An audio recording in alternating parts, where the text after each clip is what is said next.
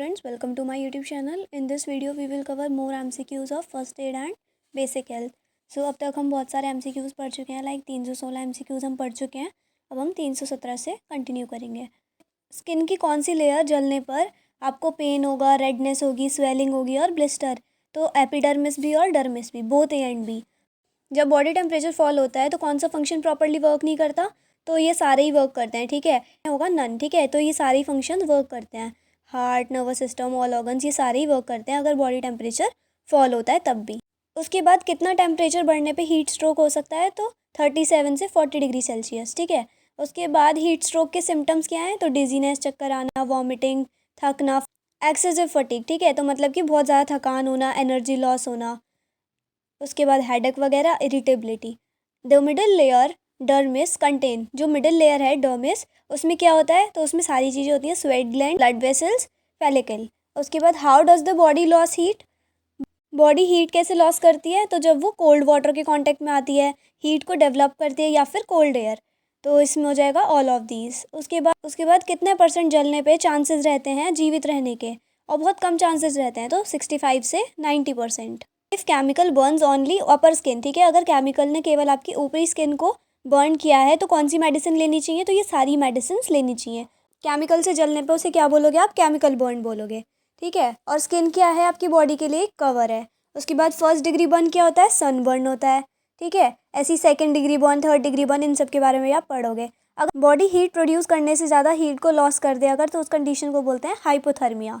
Leprosy is actually a disease of nerves. ये बाद leprosy के सिम्टम्स भी बताए थे, white spots on the skin. उसके बाद 4 डिग्री बर्न्स पे क्या होता है? सिवियर बर्न, मतलब बहुत ज़्यादा जल जाता है. फर्स्ट डिग्री पे बहुत कम बर्न होता है, लाइक सन बर्न, ठीक है. और 4 डिग्री पे क्या होता है? सिवियर बर्न, मतलब बहुत ज़्यादा. उसके बाद अगर आपको किसी इन्फेक्टेड एनिमल ने काटा है तो आपको कौन सी बीमारी हो सकती है? रबीज. उसके बाद नॉट ऑल आर पॉइजनस, सब चीज़ें जहरीली नहीं होती, तो उसका ऑप्शन है snake. How to remove a bee or wasp sting? तो वैस्प स्टिंग, आपको ततैये ने या मधुमक्खी ने काटा है तो उसके डंक को आपको रिमूव करना है, तो आप क्या यूज़ करोगे? हेल्प ऑफ ट्वीज़र्स, मतलब चीमटी की हेल्प से निकालोगे, ठीक है. उसके बाद अगर आपको किसी इन्फेक्टेड एनिमल ने माउथ में स्टिंग करा है, मतलब कि डंक मारा है, तो आपको तुरंत ही आइस को मुंह में रख लेना चाहिए. यहाँ पर आपको डंक लगा है, उस जगह पर इचिंग रिमूव करने के लिए आपको क्या लगाना चाहिए? Calamine lotion. उसके बाद ह्यूमन बॉडी का कौन सा पार्ट डिफॉर्म हो सकता है अगर इन्फेक्टेड एनिमल की लार लगती है? तो ब्रेन, ठीक है. तो सिम्टम्स देखने के लिए आपको क्या देखना होगा? प्रजाति देखनी होगी. उसके बाद poison can also enter the body through nose, ठीक है. जहर आपके बॉडी में एंटर कर सकता है नोज़ के थ्रू, मतलब नाक के थ्रू, जिससे आपकी चेतना जा सकती है. फिर उसके बाद सेंस ऑर्गन्स कितने होते हैं? ये बहुत बेसिक क्वेश्चन. 5 सेंस ऑर्गन्स होते हैं, ठीक है. तो हमें सेंसेशंस कहाँ से मिलती है? नोज़ से, ईयर से, आईज से. अगर हम दूर भी हैं तो भी हमें दूर से ही इन सब चीज़ों से क्या मिल जाती है? सेंसेशंस मिल जाती हैं, मतलब एहसास होने लगता है, ठीक है. उसके बाद sensory nerves carry the senses to the brain. Sensory nerves कहाँ तक पहुँचाती हैं सेंसेस को? ब्रेन तक, मतलब दिमाग तक हमारे पहुँचाती है. कि फिर हमारा ब्रेन सोचता है कि क्या एक्शन करना है. उसके बाद आपकी बॉडी का लार्जेस्ट ऑर्गन है स्किन, ठीक है. उसके बाद the roof walls of the nasal cavity are covered with a mucous membrane.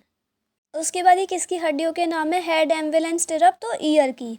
उसके बाद मिडल ईयर का दूसरा नाम क्या है? तो थ्रॉट एयर या फिर Eustachians tube. How many lacrimal glands are there? तो 3 होते हैं. उसके बाद सेंसेशन की फॉर्म में हमें एक्सटर्नल नॉलेज मिलती है वर्ल्ड की, तो किसके थ्रू? Nervous system. एंड पेलेवा एंड पीमा किसके टाइप्स हैं? आपके आउटर ईयर के टाइप्स हैं. और जो भूल भुलैया के नाम से जाना जाता है उसे क्या बोलते हैं? इनर ईयर को, ठीक है. To the inner ear. Inner ear को आप भूल भुलैया के नाम से जानते हो. उसके बाद कोई भी ऑब्जेक्ट अगर आपको कान से खींचकर बाहर निकालना है तो वो कब निकल सकता है? जब वो लचीला हो, मतलब फ्लेक्सिबल हो. उसके बाद 1 pair of eyes mammals is located in back side of the head. सिर के पीछे भी आंखें होती हैं मैमल्स में. टंग्स में आपके काफ़ी पार्ट होते हैं, तो जो फ्रंट पार्ट होता है वो स्वीट एंड सॉल्टी होता है. उसके बाद पेन सेंसिंग आप किस ऑर्गन से करते हो? तो स्किन से करते हो. एक्सटर्नल स्ट्रक्चर जो होता है आपके आई बॉल्स के, तो उसमें कितने पार्ट्स होते हैं? 4 पार्ट्स होते हैं.